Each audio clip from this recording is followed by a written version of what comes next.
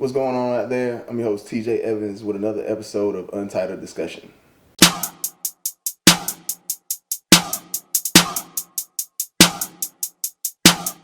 Like I said before, I'm your host TJ Evans and this is Untitled Discussion. We're not experts, we're just talking about things that we see that's going on in the community and try to figure out, is there a solution to what's going on? And in today's discussion, I have with me Lint. Yes, hi, how are you? Now we're going to try to convince her to share her social media stuff and all that. But today we're talking about issues with relationships in the black community. So before I get started, I want to ask, what do you think a man is? So, a man for me, and I say for me because what every woman requires or desires or needs to be satisfied is different. So for me, a man is someone who is a leader, who is able to communicate, who is a provider, someone who is caring, and I say that a lot because a lot of people feel like men don't have to be as caring as women. Okay. You know, but that's what a lot of women lack from men, is that affection and the caring aspect. That's true. Yeah, so that's what makes a man for me, and a respectful individual. All right. And do you see that being displayed in today's society? Honestly, I think it depends on what group of people you hang around, because your surroundings are what causes you to form the opinions you have. So I am surrounded by men that are hard workers and provide for their women. Okay. So my outlook on it is different. All right. It makes sense because, like, I surround myself around men who take care of their kids and do all that good stuff too. Right. But yet, even with that, in the black community, relationships are kind of fickle. Like, it's a major split when you see the family unit. I think that's because social media plays a large role in the way people move nowadays. So a lot of males are growing up in households without father figures and men who show them how to be a man. So they turn to the streets, they turn to videos, they turn to social media to try to kind of mold them, and they're molding them into people who thinks it's cool to have multiple women instead of settling down with one woman and building a family with her. And that's funny too, because a lot of people, they wouldn't even agree that social media or rap or anything like that actually influences what's going on. It definitely influences it. I'm one of 8 children. My mother had 8 children. When people hear 8 children, they assume we were raised poor. Mm-hmm. They assume that some of us are criminals. They assume all type of things. All 8 of my mother's children haven't been to jail. All 8 of my mother's children are college graduates. All 8 of my mother's children are family people. I was engaged once, but I walked away from the engagement. Mm-hmm. But besides from me, all the rest of my siblings are tied down. And my brothers cater to their women. They cater to them. So my aspect or my view of everything is just different. And I grew up in a household where my mother was a stay-at-home wife. Like, she stayed home, took care of everything. And then my stepfather had a business, you know? And, all right, because I want to when you say cater, because when men hear cater, they kind of run away from that word sometimes. So when you say cater to them, what do you mean? Okay, so in regards to catering, I mean a man that fulfills his woman's need. We all have different love languages. Like me, my love language is reassurance, affection, attentiveness. That's because of things that's happened in my past. I need to be reassured more than other women might need. You know what I'm saying? So with my brother, like his woman, she gets sick sometimes and she goes to the hospital. He's always making sure he's there, make sure she knows she's not by herself. She has a daughter who's my niece because he claims her as his daughter too, you know. And he knew that was a big thing that she needed, was a father figure if he wanted to be with her. You get what I'm saying? Yeah. So when I'm saying catering, it's nothing financial. Most of the time it's physical for women or mental for women. Men just hear catering and assume that it's financial gain. You get what I'm saying? So. And even more so, like, they feel that it's a whole slavery mentality, like that they have to be subservient to the woman when they hear cater.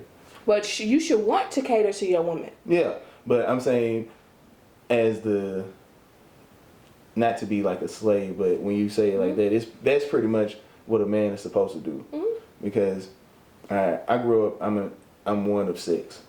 And my mom, she worked anytime she wanted to. It wasn't something that she had to do, but she worked anytime she wanted to. And my dad, he worked all the time, and he bought stuff, and he did the transportation financially, and he took her out on dates and loved her and all that good stuff. So when I hear that, I'm like, okay, yeah, because that's what a role of a man is. But is it able to be shown without having that subservient feeling? Because a lot of times I see in today's age, with the uplifting of women, it comes also with the downgrading of men. Well, that's in the African American community, because women are taught to be strong, because a lot of people don't understand this because they don't take time to try to digest it. As a black woman, if I'm too passionate about something, I'm aggressive. Yeah. If I show that something is bothering me, I'm weak. But a white woman can sit beside me and have the same emotions as me, and everyone feels sympathy for them. And as a black woman, I don't always want to be strong. I want my man to, like, you got to date someone who knows you. I want my man to understand that I'm vulnerable. I want to be able to be vulnerable with my man. You get what I'm saying? But a lot of people just don't understand that black women are literally forced into a category of being strong. Yeah. All women are not strong. All women don't want to be the head of their households. We're forced into those situations when the fathers leave. Yeah.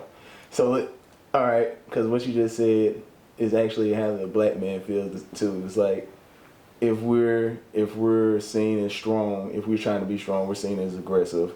And if we're seen as trying to be vulnerable, we're not able to do that. We're being taken advantage of.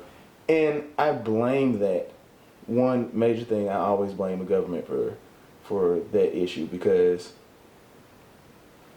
black men and women, we never had that issue with each other. We never had an issue with black women being strong.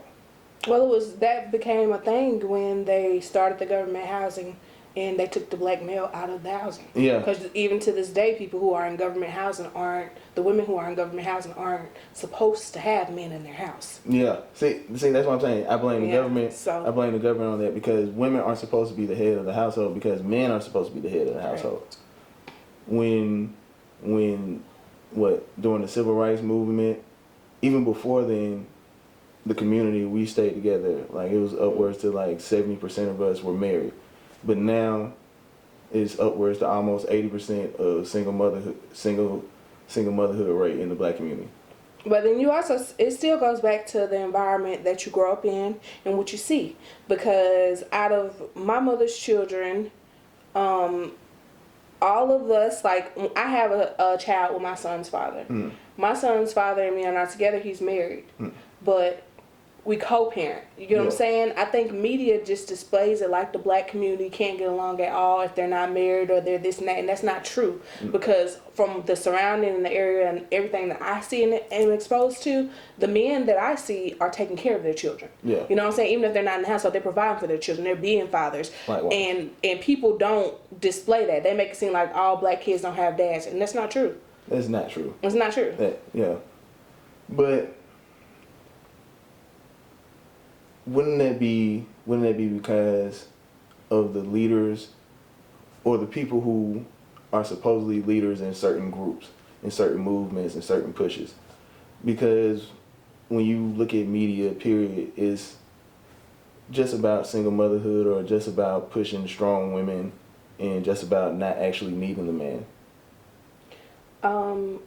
Yeah, the media pushes that, but I think anyone who knows a woman wants a man that they can count on, and a man that will provide for them. But I get what you're saying. The media does push that onto the black community, but nowadays it's been pushed on the white community too. Look at the 16 and pregnant show. They're white. So I get it. I think a lot of people try to make it seem like it's just a black problem, but that single parenthood stuff, that's always problem. It's I think in the white community it's upwards to like 45% now. But they're more of the population than we are. So, of course, it's going to make it look like we're a higher rate. Just like everything else. It's going to make it look like we're doing more of it. but that's not true. They're more of the population, so their 80% or their 40% should be 40%. It's more of them compared to our. What'd you say it was?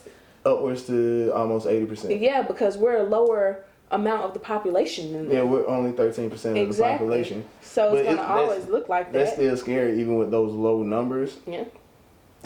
But I always say that I believe that anything that the government does, I believe they test black people to do it, because we're a pretty strong race of people. We're strong-willed people.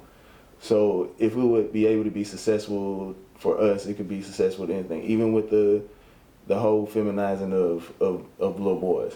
Oh yeah. Now see, our society is also backwards. They'll praise people like Dwayne Wade's son and Lil Nas, but then they'll turn around and sabotage people like Kaepernick. They'll sabotage people who are trying to stand for something that's right, that doesn't go against their agenda. So I definitely understand what you're saying. It's the government. Because masculinity is being stamped out. And, like, feminism was the reason why it got stamped out. The first waves of feminism I was with, I believe women should have equal rights as men, yada, yada, equal pay, all that good stuff. But it molded into something different. And feminism was a white woman thing. Yeah, I believe it had nothing to do with black women, and by what I read, it really didn't. They needed black women to be on board with it, but like I said before, black men, we never had a problem with our women being strong. Like what I heard Dr. Umar saying, that we never had a problem with our women wearing jeans.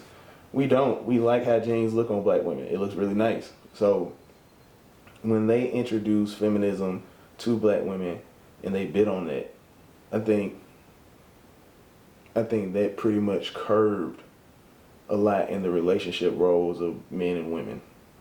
I think in the black community, the biggest problem is we sabotage ourselves.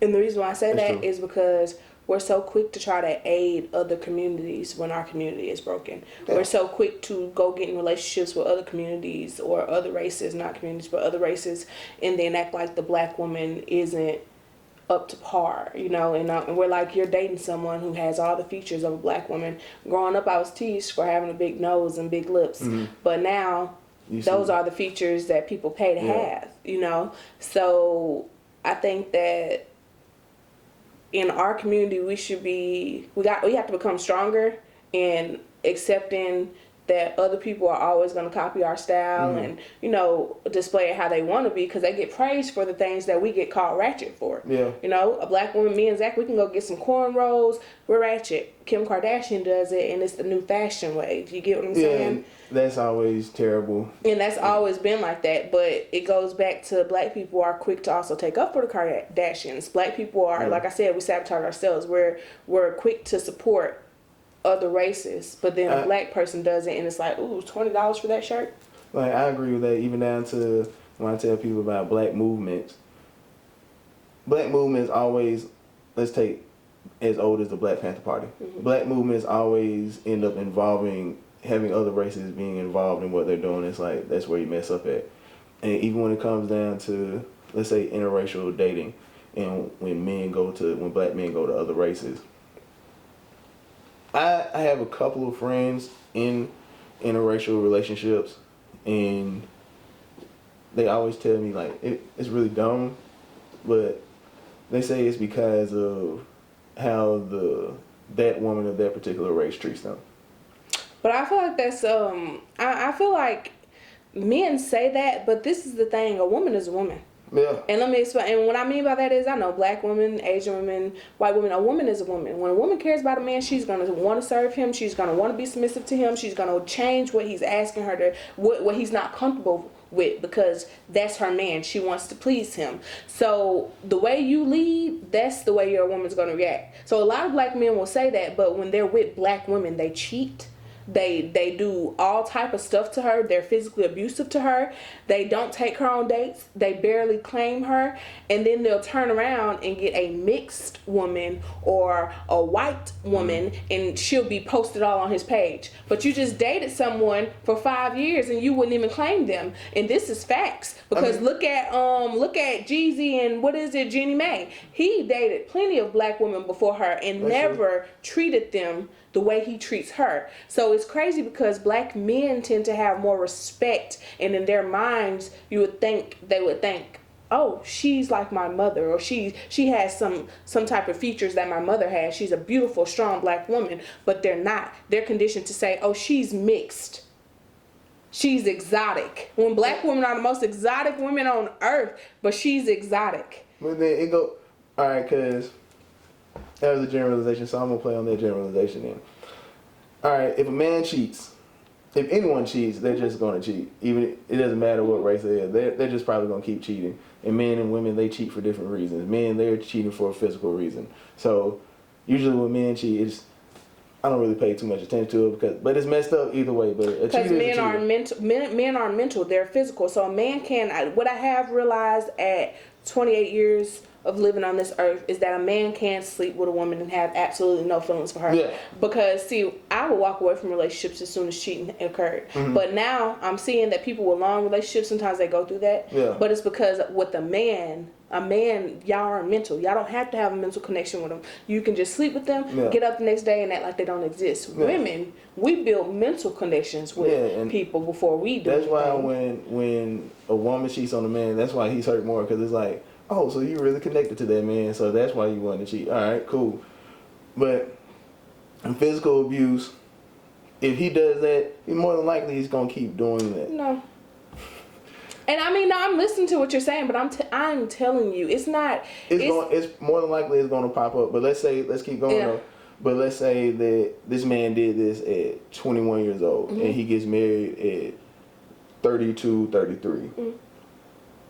During that time, he's just evolving as a person. So maybe he did grow out of certain things. Maybe he was immature and he did that. And maybe that was the environment that he grew up in. Like the environment, product of your environment. So maybe that's what he saw. Maybe he came from a household where his father was abusive. But he still grows out of that. Now, if he finds another woman from a different race, maybe there was a... Because, again, black women are really strong. So to a lot of people, y'all are kind of heavy to deal with. Like we've seen pictures of black women like holding machetes to the police and stuff like that. Like we've seen how y'all can act. Because it's our nature to protect you guys. Like Harriet Tubman. But it's our nature to protect you guys. It's our nature to protect the men and the children and to protect everyone. But who protects us? The black man. No, they don't. They don't. They do not. But that's still just like a generalization. You can consider it a generalization. I'm telling you, they do not. Black men. Let me tell you something about black men. Not all black men, because like I said, some black men are raised correct and they know the value of a woman. But let me tell you this: a lot of black men do not protect black women, and it's not. And y'all always feel like it's an attack on you guys because you guys feel like you have so much on your plate. Well, y'all do have a lot on your plate because you guys are told as little boys, stop crying, you're a boy. You know what I'm saying? I try not to do that to my son because I want him to know your feelings matter, what you go through matter. But as a black woman, I am telling you that I don't feel protected by most black men. I don't feel like they consider me worthy of the attention, the affection, etc. that they give to mixed women and white women. And I'm just saying from experience and from seeing some of my classmates go from dating black women and how they barely spoke on these black women, barely acknowledged these black women, anything, but get with a mixed woman and act like they've won a prize. Like I'm telling you. Yeah. And it's sad because if a black man doesn't value a black woman, how can you expect other races to value us?